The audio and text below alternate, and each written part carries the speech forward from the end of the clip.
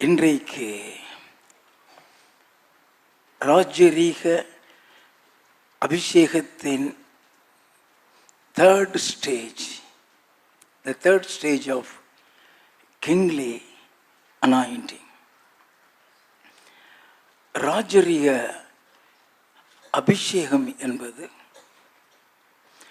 3 முறை நடைபெறக்கூடியது. அந்த அபிஷேகத்தின் தன்மை ஒவ்வொரு முறையும் கூடிக்கொண்டே வரும். தாவீது இந்த கிங்லி அனாயிண்டிங் ராஜரீக அபிஷேகத்தை 3 முறை பெற்றான். 1 சாமுவேல் 16வது அதிகாரம் 13வது வசனத்தில் சாமுவேல் மூலமாக தேவனால் அனுப்பப்பட்டு முதல் முறையாக இந்த ராஜாவின் அபிஷேகத்தை பெற்றான். 2 சாமுவேல் 2வது அதிகாரம் 4வது வசனத்தில் எப்ரோனில் யூத மக்களால் அந்த அபிஷேகத்தை 2வது முறை பெற்றான். 2 சாமுவேல் 5வது அதிகாரம் 3 முதல் 5 வசனத்தை வாசித்து பார்த்தா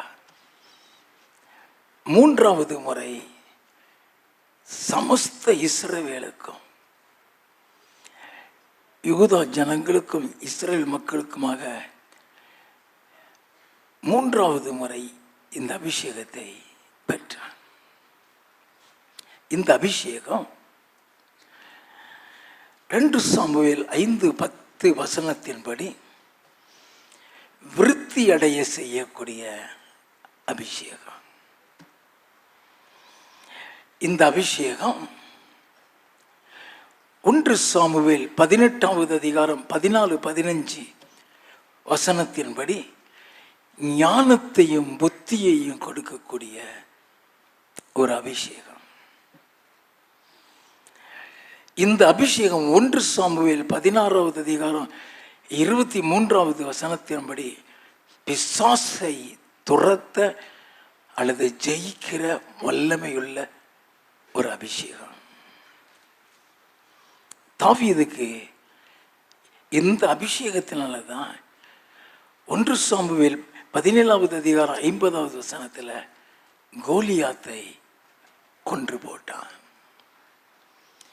சீஷர்களும் இந்த அபிஷேகத்தை 3 முறை பெற்றார்கள். நல்ல கவனித்துக் கொள்ள வேண்டும். இயேசு கிறிஸ்து சொன்னார், லூக்கா எழுதின சுவிசேஷம் 24வது அதிகாரம் 49வது வசனம், என் பிதா வாக்குத்தத்தம் பண்ணினதை இதோ நான் உங்களுக்கு அனுப்புகிறேன். நீங்களோ உன்னதத்தில் இருந்து வரும் பெலனால் தரிப்பிக்கப்படும் வரைக்கும் எருசலேம் நகரத்தில் இருங்கள் என்றார். உன்னதத்தில் இருந்து வருகிற பெலனால் தரிப்பிக்கப்படும் வரை, இந்த பவர் ஃப்ரம் எபவ், ஆங்கிலத்தில் இந்த பவர் ஃப்ரம் எபவ் என்று எழுதப்பட்டிருக்கும். முதலாவது யோவான் 20வது அதிகாரத்தில் 19 இருந்து 23 வரை வாசித்து பார்த்தா இயேசு கிறிஸ்து உயிர்த்தெழுந்த பொழுது சீசர்கள் ரூமுக்குள்ள கதவை பூட்டிட்டு இருக்கும்போது அவர்களை சந்தித்து அவர்கள் மீது ஊதினார். நல்ல கவனித, முதல் அபிஷேகமே இயேசுவான் மூலமாக டைரக்டா ஊதி அந்த அபிஷேகத்தை பெற்றாங்க. 2வது முறை காத்திருந்த பொழுது அப்போஸ்தலர் 2வது அதிகாரம் 1 முதல் 4 வசனத்தில் 2வது முறை அக்கினியாக இந்த அபிஷேகத்தை பெற்றுக்கொண்டார்கள்.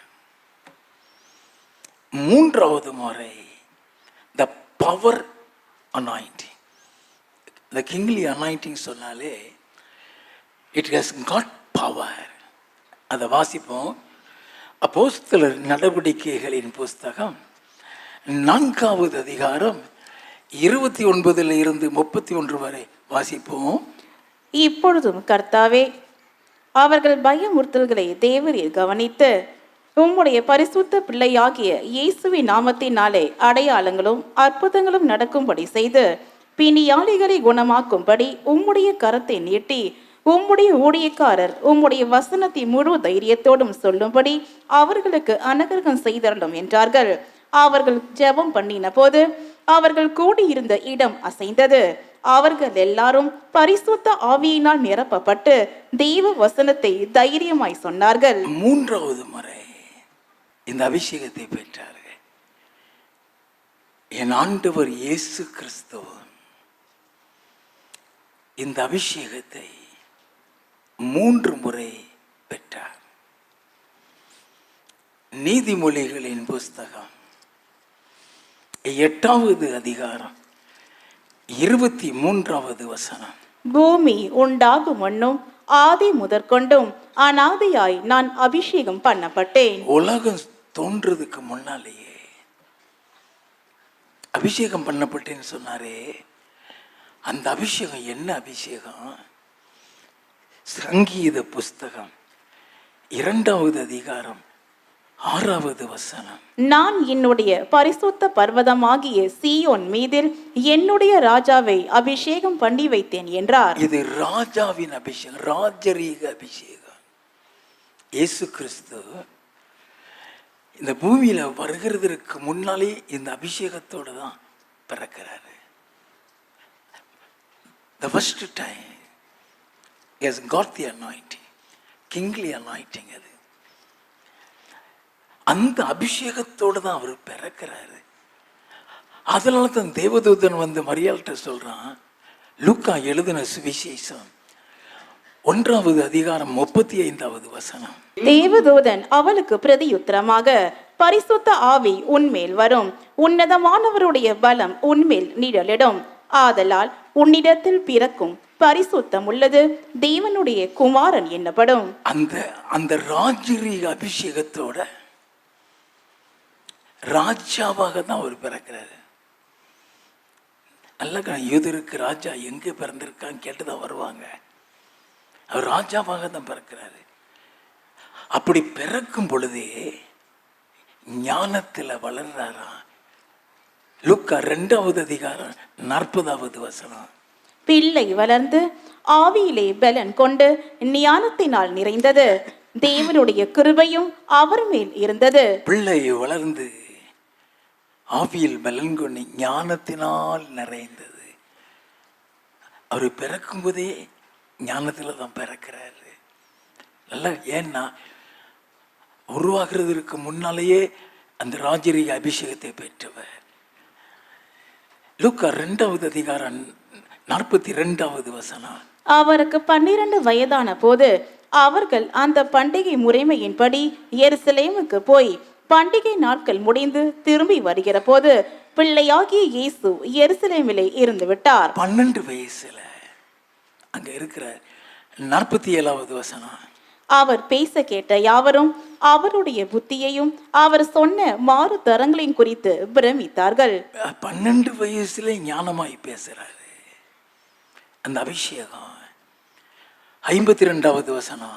இயேசுவானவர் ஞானத்திலும் வளர்த்தியிலும் தெய்வ கிருபையிலும் மனுஷர் தயவிலும் அதிகமாய் விருத்தி அடைந்தார். இது பூமி உண்டாகிறதுக்கு முன்னால பெற்ற அந்த ராஜரீக அபிஷேகம் தான். பிறந்ததுக்கு அப்புறமும் இதுவரைக்கும் அந்த அபிஷேகத்தில் இருக்கிறாரு. இப்பொழுது அவர் உலகத்துக்கு வந்ததுக்கு அப்புறம் 2வது முறையாக அந்த அபிஷேகத்தை பெறுகிறாரு. லூக்கா 3வது அதிகாரம் 21வது வசனத்திலிருந்து 23 வரை. ஜனங்கள் எல்லாரும் ஞானஸ்தானம் பெற்ற போது இயேசுவும் ஞானஸ்தானம் பெற்று ஜெபம் பண்ணுகையில் வானம் திறக்கப்பட்டது. பரிசுத்த ஆவியானவர் ரூபம் கொண்டு புறாவை போல அவர் மேல் இறங்கினார். 2வது முறை என் ஆண்டவரும் 2வது முறை இந்த அபிஷேகத்தை பெறுகிறாரு. இயேசு கிறிஸ்துவும் 3வது முறை அபிஷேகத்தை பெறுகிறாரு. லூக்கா எழுதின சுவிசேஷம் 4வது அதிகாரம் 2வது வசனம். 40 நாள் பிசாசினால் சோதிக்கப்பட்டார். அந்த நாட்களில் அவர் ஒன்றும் புசியாதிருந்தார். 40 நாள் உபவாசம் இருக்கிறாரு. இந்த 40 நாள் உபவாசம் முடிஞ்சு அவர் கீழே இறங்கி வர்றதுக்கு முன்னால மறுபடியும் 3வது முறை அபிஷேகிக்கப்படுகிறார். 14வது வசனம். பின்பு இயேசு ஆவியானவருடைய பலத்தினாலே கலிலேயாவுக்கு திரும்பி போனார். நல்லா கவனிங்க, இந்த பவர் ஆவியானுடைய பலத்தினால் சொல்லும்போது the power of the Holy Spirit, அந்த உபவாச நாட்களில் 3வது முறை அந்த வல்லமையை பெறுகிறாரு. இந்த வல்லமையை பெற்றதுக்கு அப்புறம் தான் ஊழியம் செய்யவே வருகிறாரு. ஆஃப்டர் 30 வயசுக்கு அப்புறம். நல்லா கவனிச்சுக்கணும். இப்போ 30வது வயசுல 2வது அபிஷேகத்தை பெறுகிறாரு. அதை தான் லூக்கா எழுதின சுவிசேஷம் 3வது அதிகாரம் 23வது வசனம். அப்பொழுது இயேசு ஏறக்குறைய 30 வயதுள்ளவரானார். இந்த 30 வயசுல தான் 2வது அபிஷேகம். இந்த அபிஷேகத்தை பெற்றதுக்கு அப்புறம் தான் உபவாசத்துக்குள்ள போகிறாரு. இந்த உபவாசத்துக்குள்ள போயிட்டு தான் வல்லமையோடு பெறப்பட்டு வருகிறாரு. அதைத்தான் லூக்கா 4:14 வாசிக்கின்றார். ஆவியானுடைய பலத்தினால் த பவர். அப்படி திரும்பி வரும் பொழுதுதான் தேவனுடைய ஆலயத்தில் பிசாசை விரட்டுறாரு. 33வது வசனத்தில் இருந்து. ஜெப ஆலயத்திலே அசுத்த ஆவி பிடித்திருந்த ஒரு மனுஷன் இருந்தான். அவன், ஐயோ நஸ்தனாகிய இயேசுவே, எங்களுக்கும் உமக்கும் என்ன? எங்களை கெடுக்கவா வந்தீர்? உம்மை இன்னார் என்று அறிவேன், நீர் தேவனுடைய பரிசுத்தர் என்று உரத்த சத்தமிட்டான். அதற்கு இயேசு, நீ பேசாமல் இவனை விட்டு புறப்பட்டு போ என்று அதை அதட்டினார். பேசாமல் அவனை விட்டு போ அதட்டினார். அப்பொழுது பிசாசு அவனை ஜனங்களின் நடுவே விழத்தள்ளி அவனுக்கு ஒரு சேதமும் செய்யாமல் அவனை விட்டு போய்விட்டது. 36வது வசனம். எல்லாரும் ஆச்சரியப்பட்டு, இது என்ன வார்த்தையோ?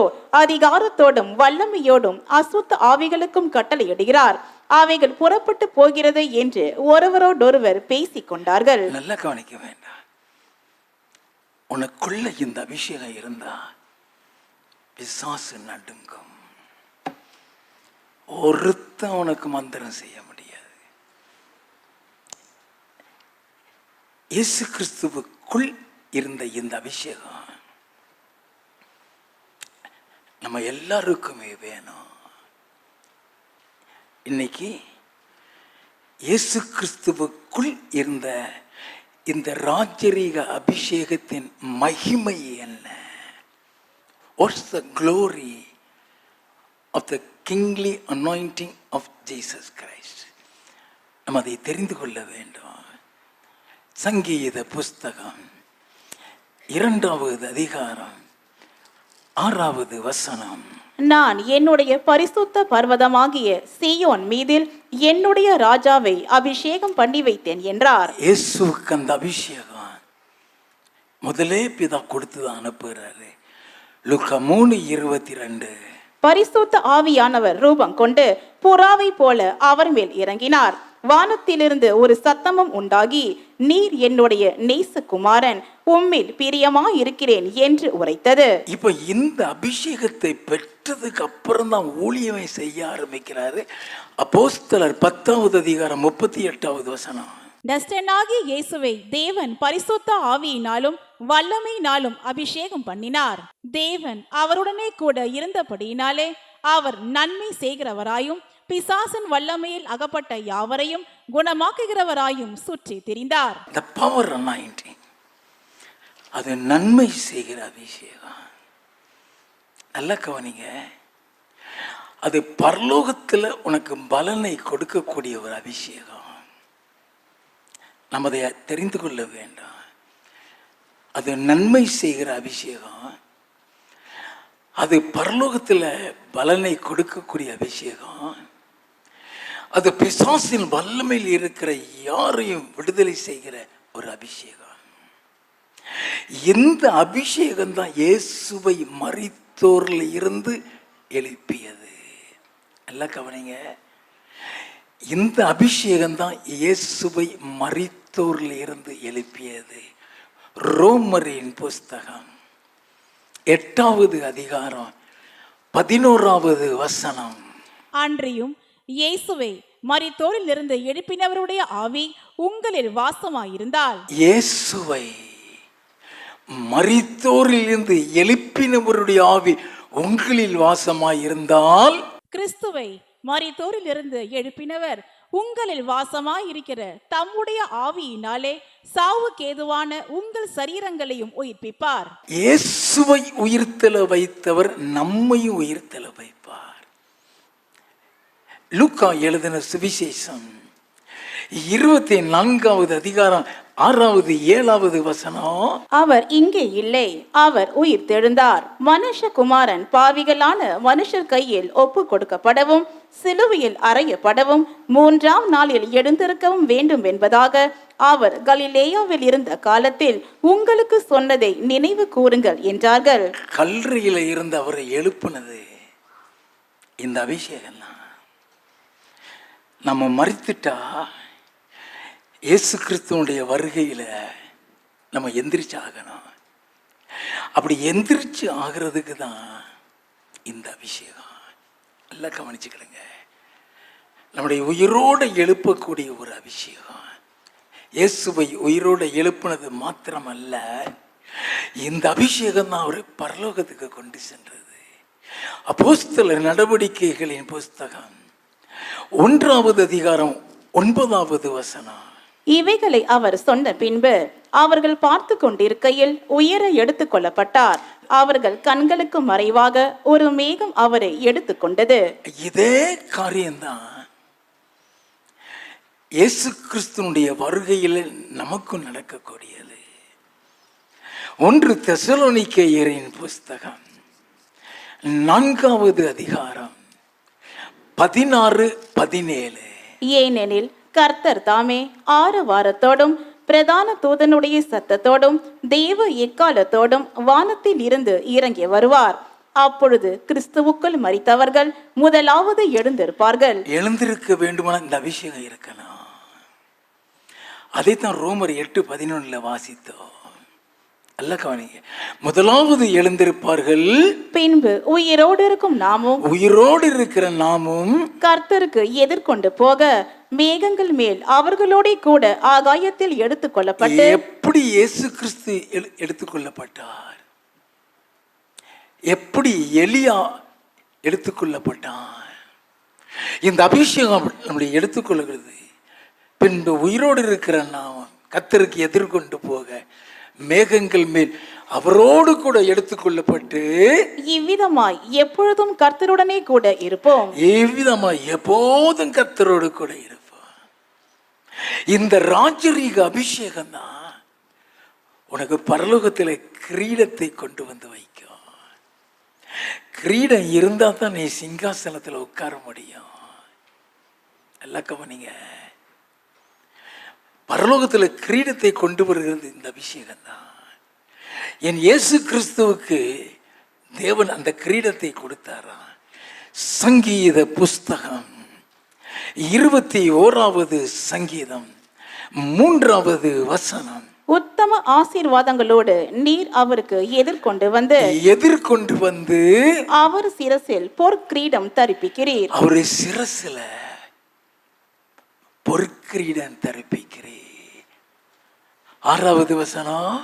அவரை நித்திய ஆசீர்வாதங்கள் உள்ளவராக்குகிறீர். அவரை உம்முடைய சமூகத்தின் மகிழ்ச்சியினால் பூரிப்பாக்குகிறீர். எப்போதும் அவருடைய சன்னிதானத்தில் அங்க போகணும்னா கிரீடம் இருக்கணையா. நல்ல கவனிங்க. இயேசுவை எங்க கொண்டு உட்கார வச்சது தெரியுமா? 1 பேதுருவின் புஸ்தகம் 3வது அதிகாரம் 22வது வசனம். அவர் பரலோகத்திற்கு போய் தேவனுடைய வலது பாரிசத்தில் இருக்கிறார். தேவ தூதர்களும் அதிகாரங்களும் வல்லமைகளும் அவருக்கு கீழ்ப்பட்டிருக்கிறது. பரலோகத்தில் போய் தேவனுடைய வலது பாரிசத்து பக்கத்துல அங்கே இருக்கிறாரா. வெளிப்படுத்தின விசேஷம் 19வது அதிகாரம் 16வது வசனம்.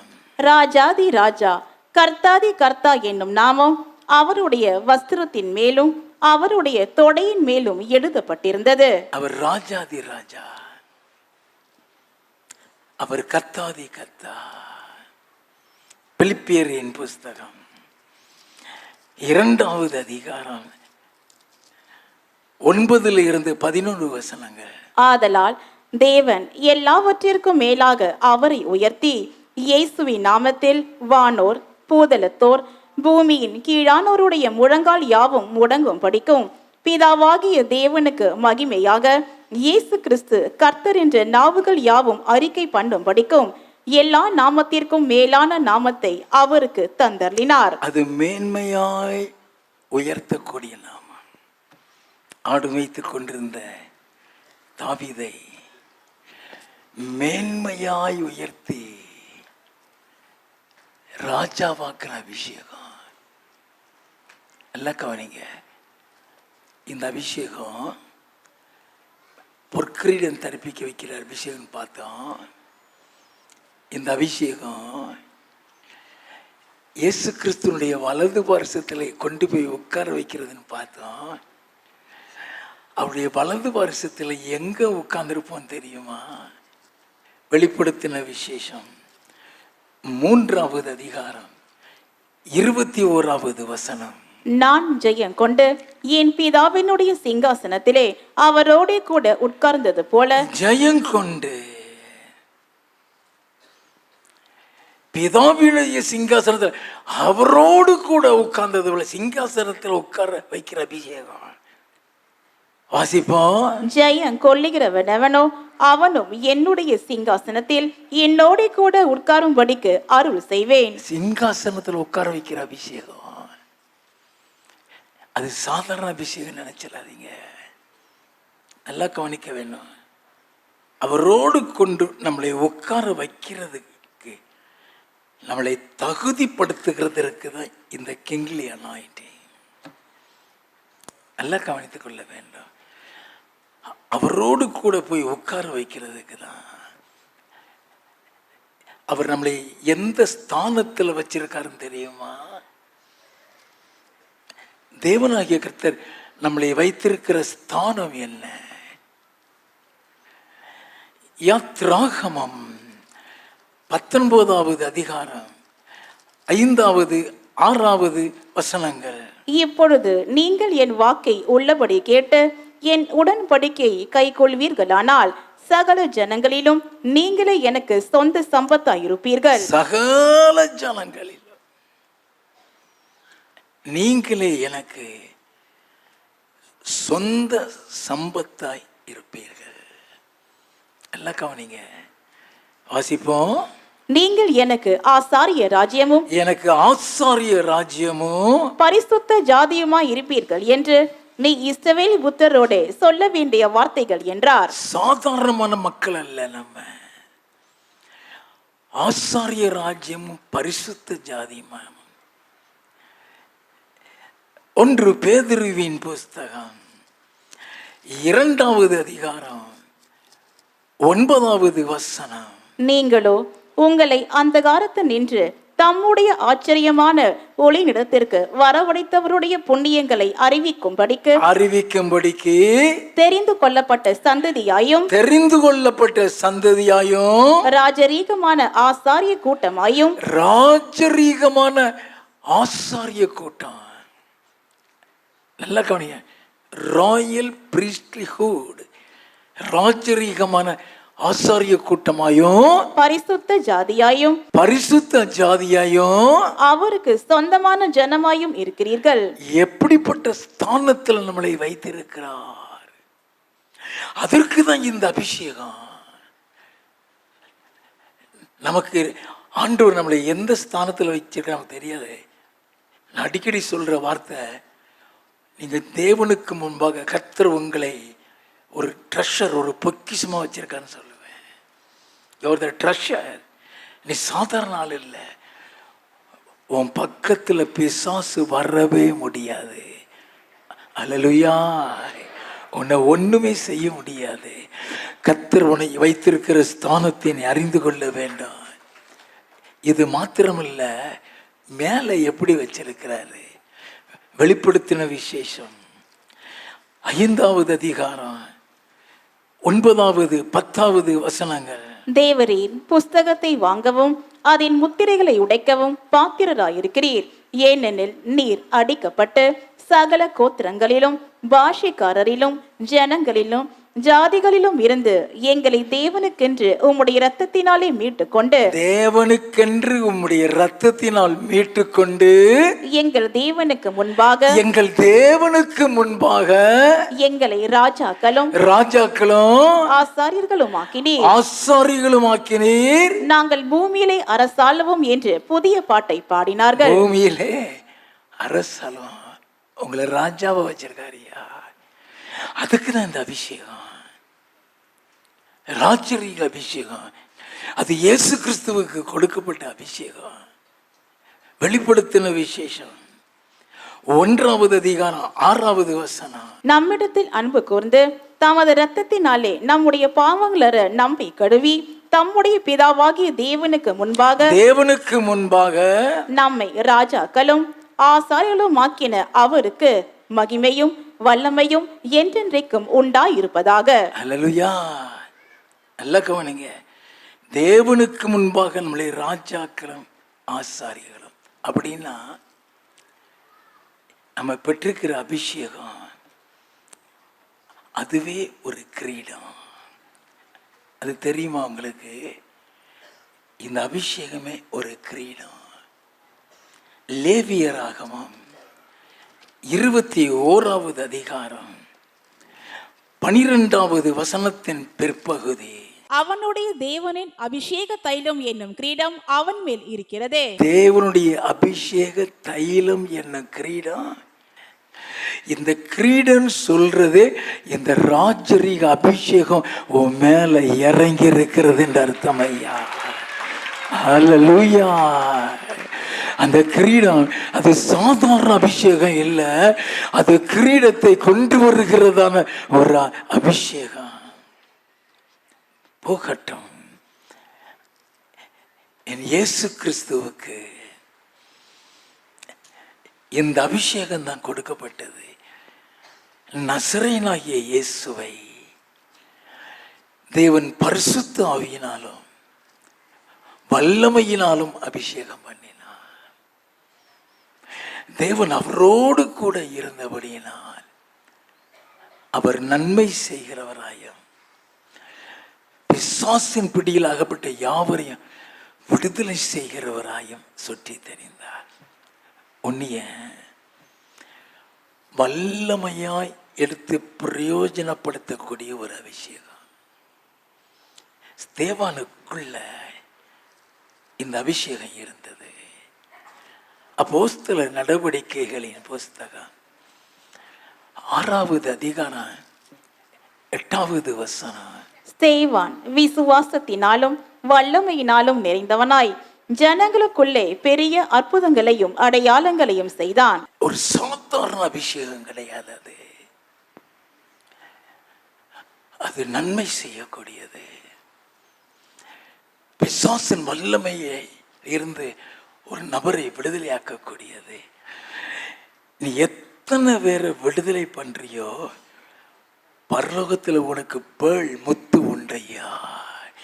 நீ எத்தனை பேரை பாவத்தில் இருந்து விடுதலையாக்குறியோ, எத்தனை பேரை மரணத்தில் இருந்து விடுதலையாக்குறியோ, எத்தனை பேரை தற்கொலையில் இருந்து நீ விடுதலையாக்குறியோ, எத்தனை பேரை சாக போகிறவர்களை நீ விடுதலையாக்குகிறியோ, பரலோகத்தில் உனக்கு கிரீடம் உண்டு.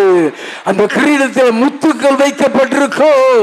நீ இங்க இந்த அபிஷேகத்தை நீ எப்படி உபயோகப்படுத்துகிற ஆண்டவர் பார்ப்பார். நல்லா கவனிக்க வேண்டாம்.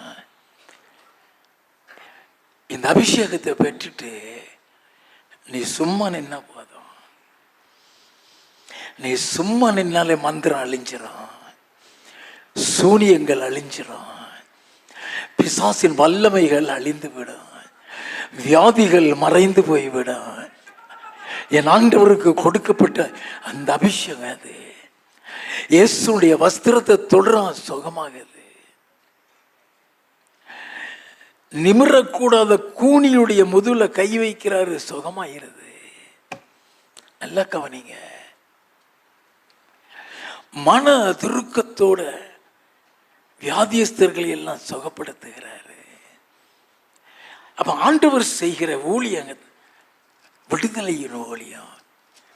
மத்தேயு எழுதின சுவிசேஷம் 4வது அதிகாரம் 23, 24 வசனங்கள். பின்பு இயேசு கலிலேயா எங்கும் சுற்றி நடந்து அவர்களுடைய ஜெப ஆலயங்களில் உபதேசித்து ராஜ்யத்தின் சுவிசேஷத்தை பிரசங்கித்து ஜனங்களுக்கு உண்டாயிருந்த சகல வியாதிகளையும்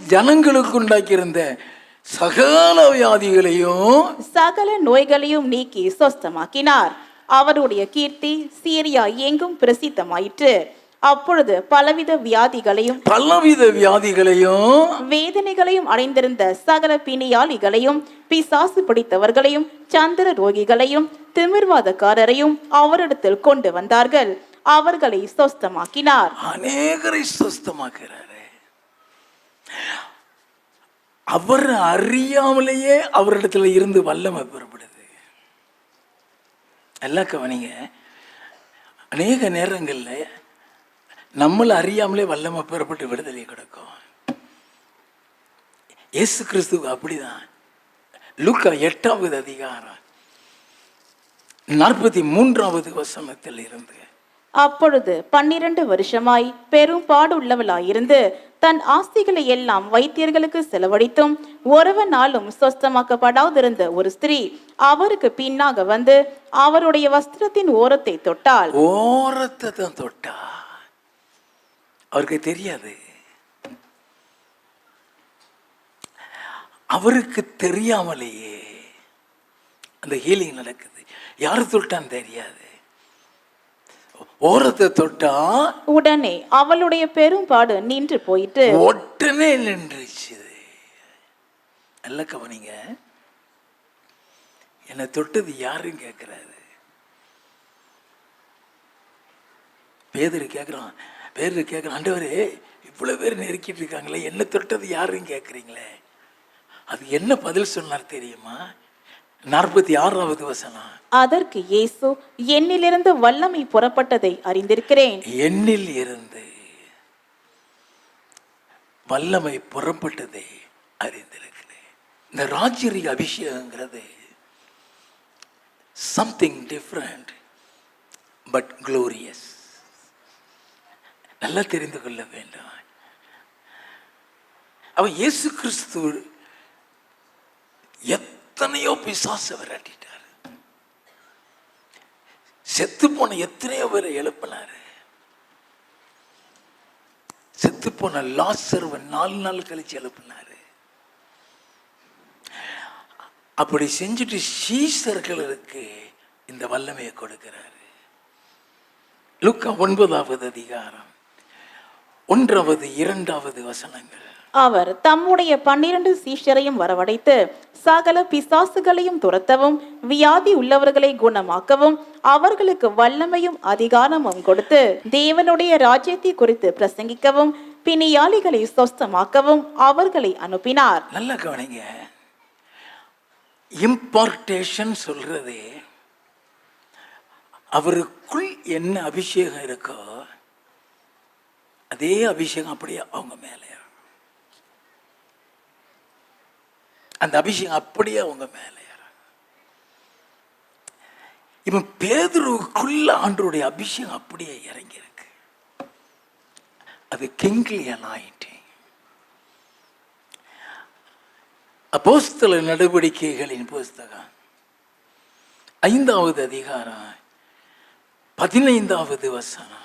பிணியாளிகளை படுக்கைகளின் மேலும் கட்டில்களின் மேலும் கிடத்தி பேதுரு நடந்து போகையில் அவனுடைய நிழலாங்கிலும் அவர்களில் சிலர் மேல் படும்படிக்கு அவர்களை வெளியே வீதிகளில் கொண்டு வந்து வைத்தார்கள்.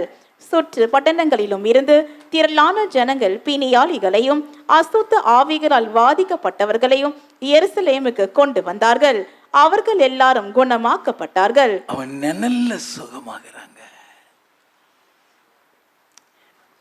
அனனியா வந்து பவுல் அபிஷேகிக்கிறான்.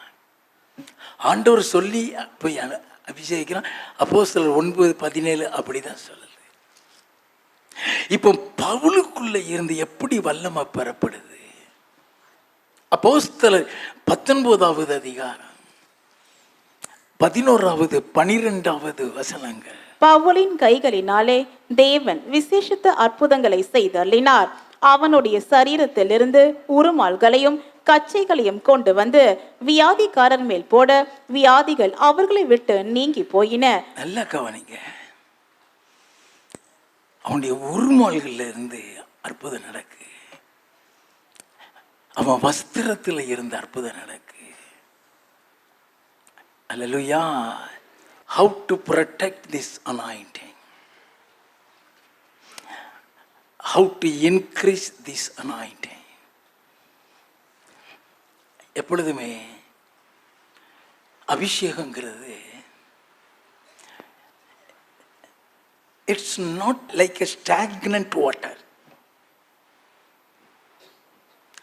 அது அப்படியே ஒரு தண்ணி மாதிரி ஆடாம அசையாம இருக்கக்கூடியது மாதிரி அல்ல. இந்த அபிஷேகம் உனக்குள்ள ஊறிக்கொண்டே இருக்க வேண்டும்.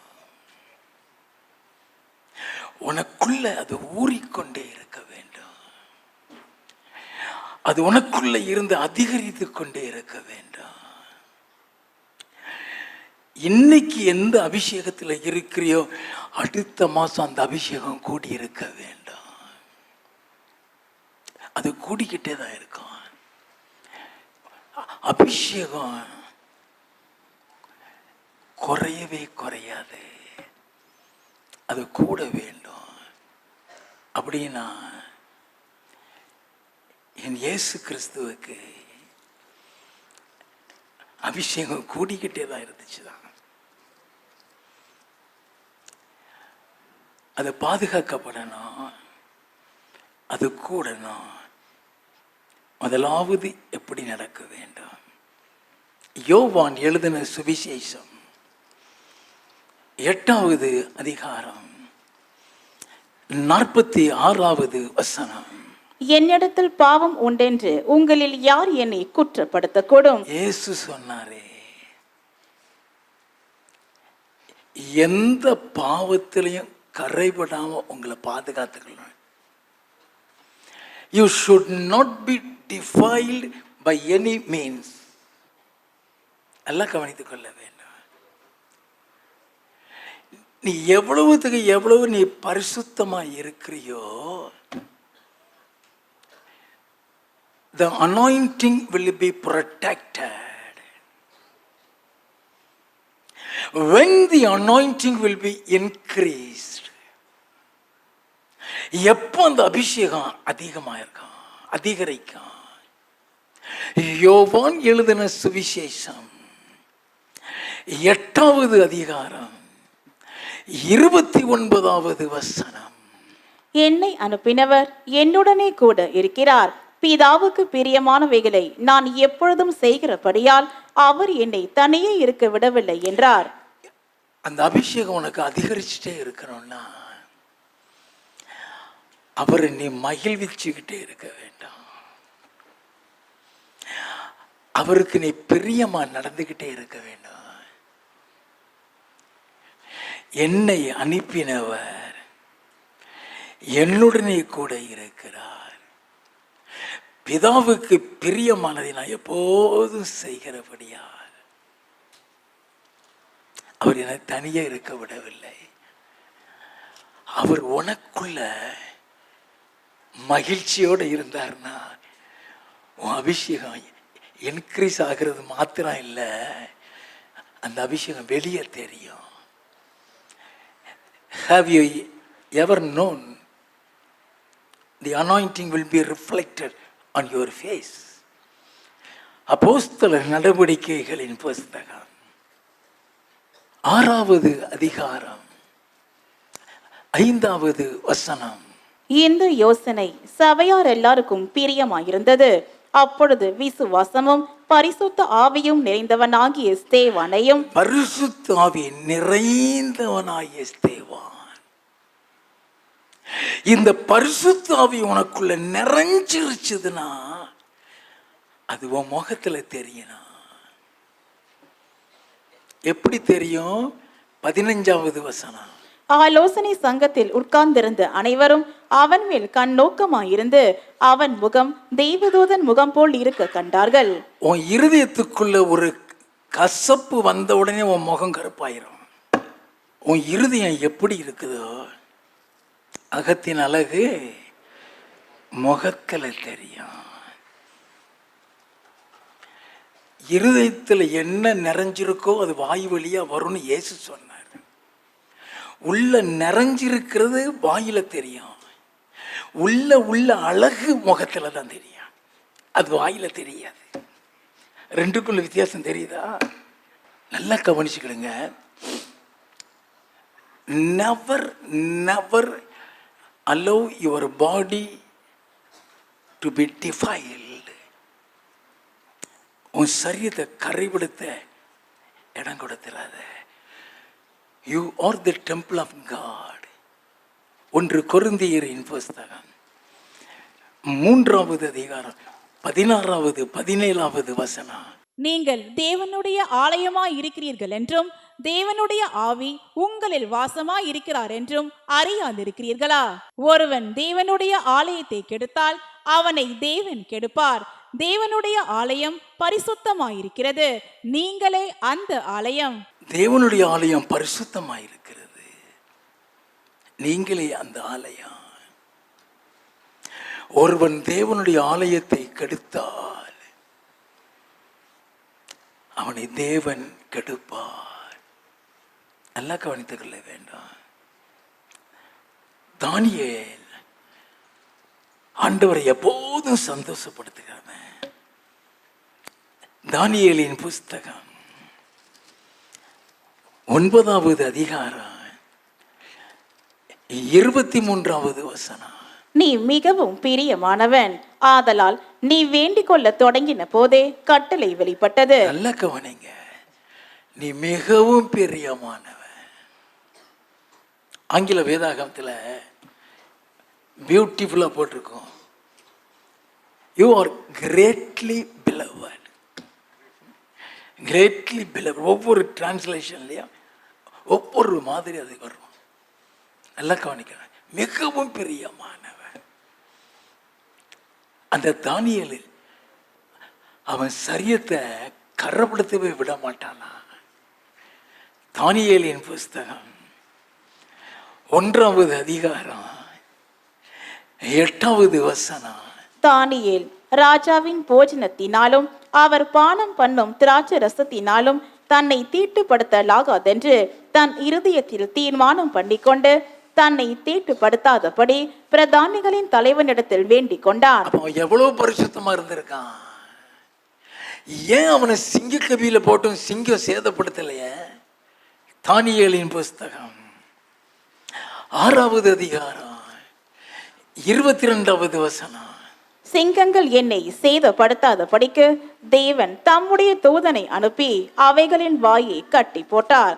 அதை நின்றால் அவருக்கு முன்பாக நான் குற்றமற்றவனாய் காணப்பட்டேன். அவருக்கு முன்பாக நான் குற்றமற்றவன், ராஜாவாகிய உமக்கு முன்பாகவும் நான் நீதி கேடு செய்ததில்லை என்றான். உமக்கு நான் துரோகம் பண்ணினதே கிடையாதுயா. அதுக்கு சரியான அர்த்தம் என்ன தெரியுமா? உமக்கு நான் உண்மையா இருந்தவன். எப்படிப்பட்ட உண்மையில இருந்தான் தெரியுமா? தானியேலின் புஸ்தகம் 6வது அதிகாரம் 4வது வசனத்தில் இருந்து. அப்பொழுது பிரதானிகளும் தேசாதிபதிகளும் ராஜ்யத்தின் விசாரிப்பிலே தானியேலை குற்றப்படுத்தும்படி முகாந்திரம் தேடினார்கள். தானியேலை குற்றப்படுத்தும்படி முகாந்திரம் தேடினார்கள். ஆனாலும் ஒரு முகாந்திரத்தையும் குற்றத்தையும் கண்டுபிடிக்க அவர்களால் கூடாதிருந்தது. ஒன்னு கூட கண்டுபிடிக்க முடியல. ஒன்னு கூட கண்டுபிடிக்க முடியல. ஏன்? அவன் உண்மையுள்ளவனாய் இருந்தபடியால். அவன் உண்மையுள்ளவன். அதனாலதான் ராஜாட்ட சொல்றான், உமக்கு நான் நீதிகேடு செய்யலையா. 10 பைசா நான் லஞ்சம் வாங்கினதில்லை. என் கை சுத்தமானது. சிங்கங்கள் சேதப்படுத்தல. ஒரு பிசாசு ஒன்றை தொட முடியாது. அல்லேலூயா.